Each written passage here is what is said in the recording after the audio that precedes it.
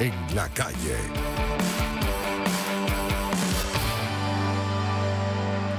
Son las 2:13 de la tarde, amigas y amigos, y hasta ahora le damos la bienvenida a Iris de Franca, dirigente política, además presidenta de la Fundación Más Iguales, también coordinadora y promotora del Movimiento de Mujeres en Política, entre otras actividades que desarrolla. Bienvenida, Iris, muchísimas gracias por acompañarnos. A ti, Vane, por la invitación. Siempre es un placer estar contigo en este espacio. Gracias, el placer es nuestro también poder escucharla, Iris, porque bueno, vemos otro día de una agenda política movida, concentración de la plataforma unitaria, actividades del mandatario Nicolás Maduro y los anuncios, además de cambios en el gabinete. ¿Qué lectura hace Iris de Franca de estos cambios en el gabinete del jefe del Estado? Mira, Vanessa, yo creo que el escenario que está viviendo el país es un escenario que requiere hoy que pongamos muchísima lupa a los movimientos que se dan, ¿no?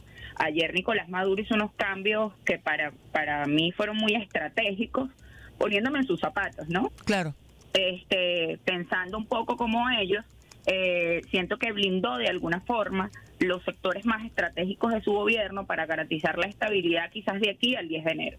No sabemos qué pasará del 10 de enero en adelante, pero por lo menos de aquí al 10 de enero, un Diosdado Cabello como ministro de Interior, Justicia y Paz le garantiza a Maduro el control total de lo que tiene que ver con las agendas de calle, con las organizaciones de la sociedad civil. Hemos visto un clima de persecución durante el último mes a la disidencia política, a la protesta pacífica, y eso puede incrementarse en los próximos días. Nada más la figura de Diosdado Cabello allí, solamente la figura de forma simbólica ya representa un control sobre lo que tiene que ver con los componentes, ¿no?, policiales y de la Fuerza Armada. Sin embargo, hoy hubo una movilización de la oposición fuerte y las personas pudieron manifestar en Santa Paz, Iris. Sí, es que creo creo que no se va a reprimir exclusivamente, o sea, no se va a reprimir la protesta como tal.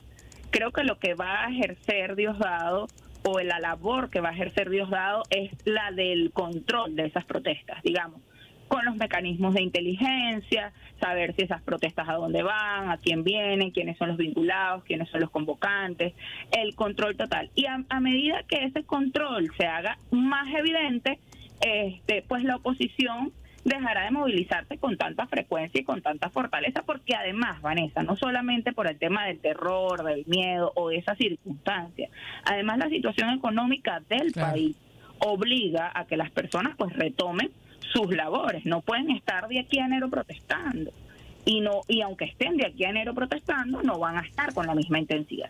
Pero lo que sí es cierto es que la figura de Diosdado y bueno, la que se mantiene, Padrino López, va a crear un control no solo de la calle de la protesta, sino también un control interno, ¿no?, de los organismos de seguridad del Estado. Son dos personas que tienen el respeto, digamos, de los funcionarios de estos organismos, y que yo siento que cualquier agenda que tenga que ver con la violencia o con insurrecciones está totalmente... Bueno, que están al margen de la Constitución, Iris, también claro, es importante recordarlo. Claro, pero cualquier agenda de esas va a estar totalmente controlada. Es decir, no va a haber chance de que esas agendas violentas que están por fuera de la Constitución lleguen a ningún lugar. Esta es una lectura que le doy por lo menos al tema de la seguridad. Pero además... Y en las otras áreas, ¿qué lectura hace Iris de Franca? Porque hubo un cambio, más que calificarlos, en mi caso como periodista, como favorables o desfavorables, hubo cambios, sin duda alguna. Claro. Por ejemplo, otro sector estratégico que a mí me parece muy importante que analicemos, en donde hubo cambios, el sector petrolero, ¿no? Sabater Echea, presidente de PDVSA, mueve y pone una ficha personal de Nicolás bajo esa presidencia, pero además le pone como superior, como ministra de Petróleo, de Energía y Petróleo, a Delcy Rodríguez, que viene ejerciendo como vicepresidenta. Recordemos que Delcy es una de las mujeres, para mí, en lo personal, es una de las mujeres más estratégicas que tiene el gobierno. Ella logró sobrevivir con sanciones durante estos años, fue ella la operadora económica del gobierno, la que logró conseguir inversores, la que logró traer a los turcos a Venezuela, la que ha logrado mantener un poco la estabilidad económica del país. Todo eso ha estado a cargo de Delcy Rodríguez. Incluso fue la que logró tener acercamientos con Fede Cámaras, con Consecomercio y con los empresarios del país, que era digamos, algo que estaba roto ahí, que no habían conversaciones. Fue ella quien logró esos acercamientos y esos acuerdos en beneficio, digamos, del sector empresarial, tomando en cuenta todo el tema sancionatorio. Entonces, ¿qué va a garantizar esto? Va a garantizar entonces que Delcy pueda operar económicamente en un escenario restringido, es lo que usted ve. Claro, a través de la empresa petrolera, en un escenario que para mí viene de una serie de restricciones. Tenemos todavía sanciones, a pesar de que han liberado algunas licencias, aún estamos sancionados.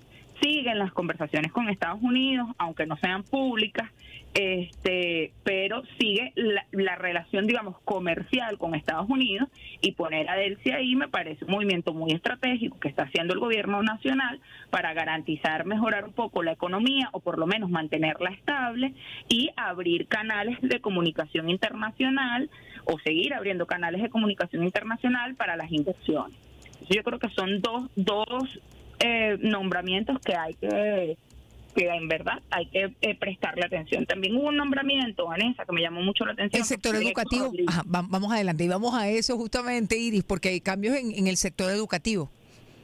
Sí, el sector social, o lo vinculado al sector social, me llama poderosamente la atención.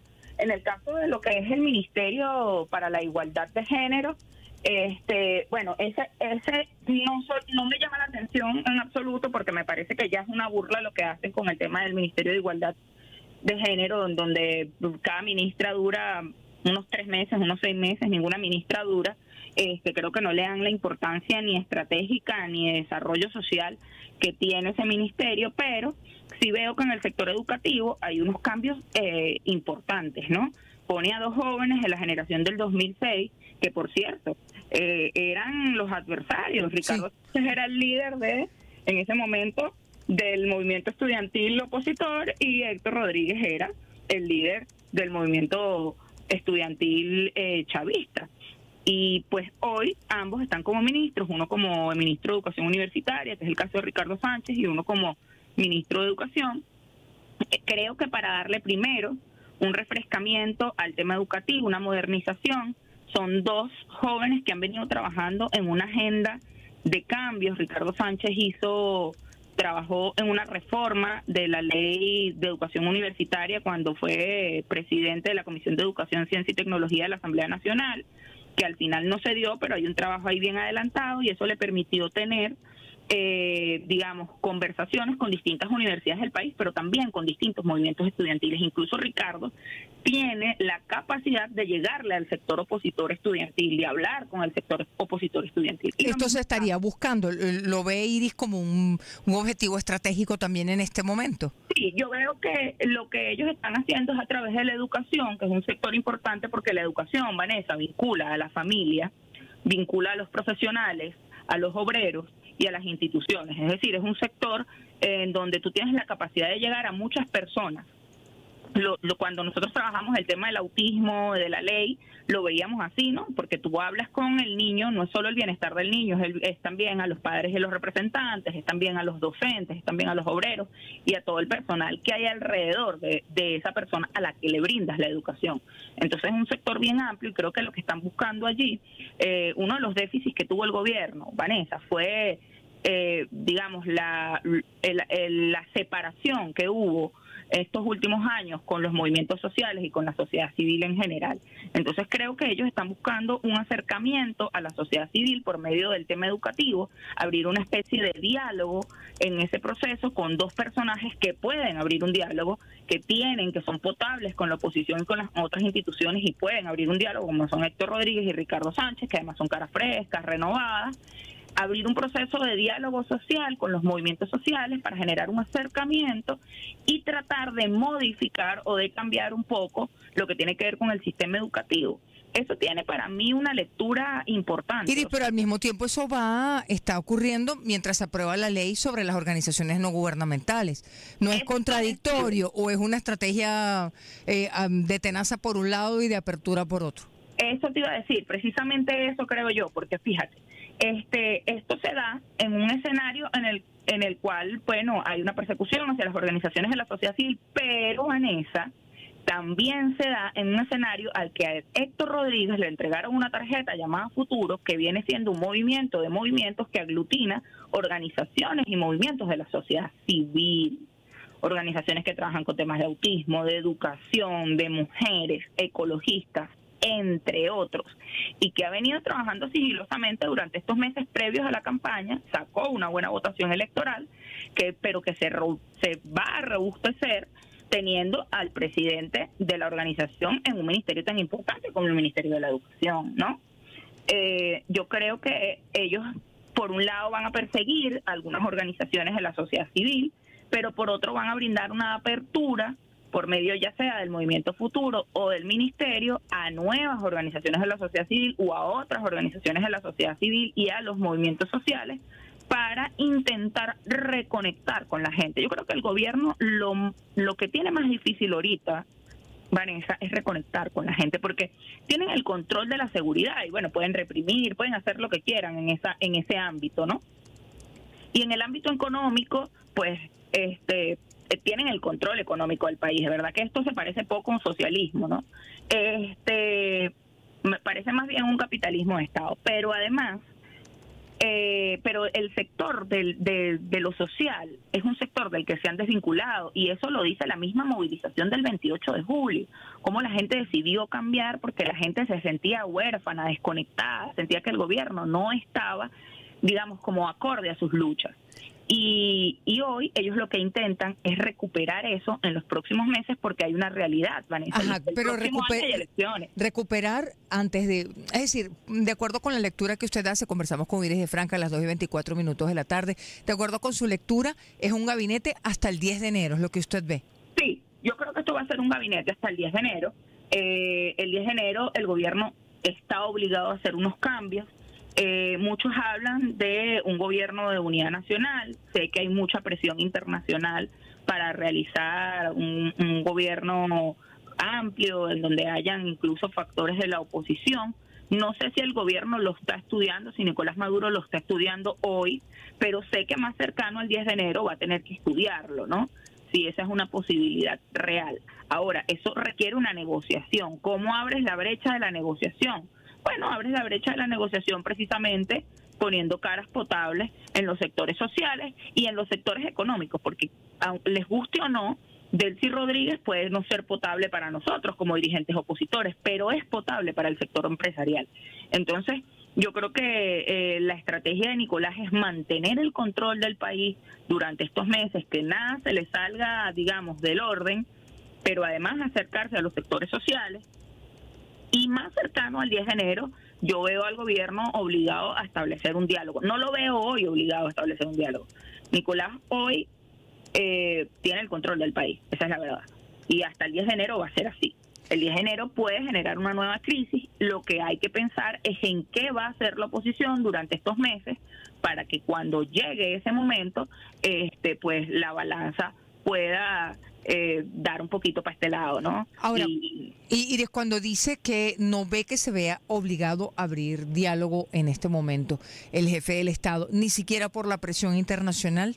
No, ni siquiera por la presión internacional, Vanessa, porque la verdad es que Nicolás Maduro es el presidente hasta el 10 de enero. O sea, independientemente de los resultados del 28 de julio, si son los que dio el CNE, si no son, si las actas son chimbas, si no son chimbas, independientemente de todo eso, Nicolás Maduro es el presidente hasta el 10 de enero. Y él ahorita no tiene la necesidad ni la obligación de establecer un diálogo. Tendría la necesidad o la obligación de hacer un diálogo si aquí la agenda de la calle pues fuese incontrolable, por ejemplo, o si hubiesen paros, por ejemplo, o si tuviese a los sindicatos y trabajadores en la calle o con demandas. Y eso no está pasando hoy, esa es la verdad.